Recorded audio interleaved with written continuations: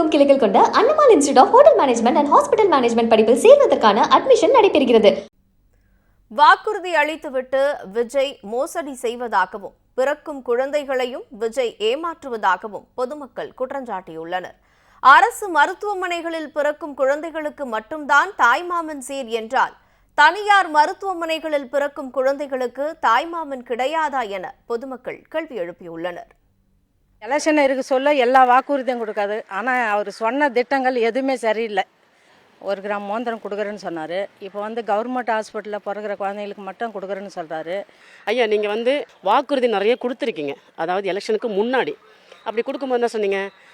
தாய் மாமனாக இருந்து குழந்தைங்களுக்கு நகை போடுவேன், மோதிரம் போடுவேன்னு சொல்லியிருக்கீங்க. நீங்கள் இப்போ என்ன சொல்லியிருக்கீங்க? அரசு மருத்துவமனையில் பிறந்த குழந்தைங்களுக்கு மட்டும்தான் அந்த மோதிரம்னு சொல்லியிருக்கீங்க. அப்போ தனியாரில் பிறக்கிற குழந்தைங்க கிடையாதா? அந்த குழந்தைங்க நீங்கள் தாய் மாமா கிடையாதா? அப்படி தானே சொன்னீங்க. எல்லா குழந்தைங்களும் பிறந்த குழந்தைங்களும் நான் தாய் மாமனாக இருந்து சீர் செய்வேன்னு சொன்னீங்க முதல்ல. அதாவது வாக்குறுதி கொஞ்சம் தப்பாக இருக்குது இல்லைங்களா? அவர் கொடுத்த வாக்குறுதிக்கும் அவர் சொல்கிறதுக்கு இப்போ ஆப்போசிட்டாக இருக்குது. குக்கிராமத்தில் ஒரு இடம் இருக்குனாக்கா அங்கே தனியார் மருத்துவமனை ஒன்று இருக்கும். அரசு மருத்துவமனைக்கு ஒரு 20 கிலோமீட்டர் இருக்கும். இப்போ 20 கிலோமீட்டருக்கு அவங்க போனோன்னாக்கா, சப்போஸ் ஒன்று கிடக்க ஒன்று ஆச்சுனாக்கா, இந்த மோதத்துக்கோசம் அரசு மருத்துவமனைக்கு போக முடியுமா? அவங்க ஏழையாக தான் இருப்பாங்க. அந்நேரத்துக்கு செலவு பண்ணி ஏதோ ப்ரைவேட்டில் பார்ப்பாங்க. அது இலவச மருத்துவமனையாக கூட இருக்கலாம், ஆனால் தனியாராக இருக்கும். இப்போ அந்த ஸ்கீம் அவங்களுக்கு போய் சேராமல் போயிடும் இல்லைங்களா? அது யாரை பாதிக்கும்?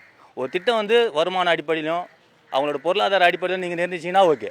அதை விட்டுட்டு நீங்கள் நான் கவர்மெண்ட் ஹாஸ்பிட்டல் தான் போனால் முதல்ல ஹாஸ்பிட்டல் இருக்குது, சிட்டி உள்ளே இருக்குது, குக்கிராமங்களில் இருக்கா? தனியார் மருத்துவமனை அறக்கட்டளைகள் அந்த மாதிரிலாம் இருக்குது.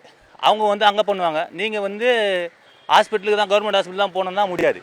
அது இதை மறுசீராய்வு கொஞ்சம் சரி செய்யணும்.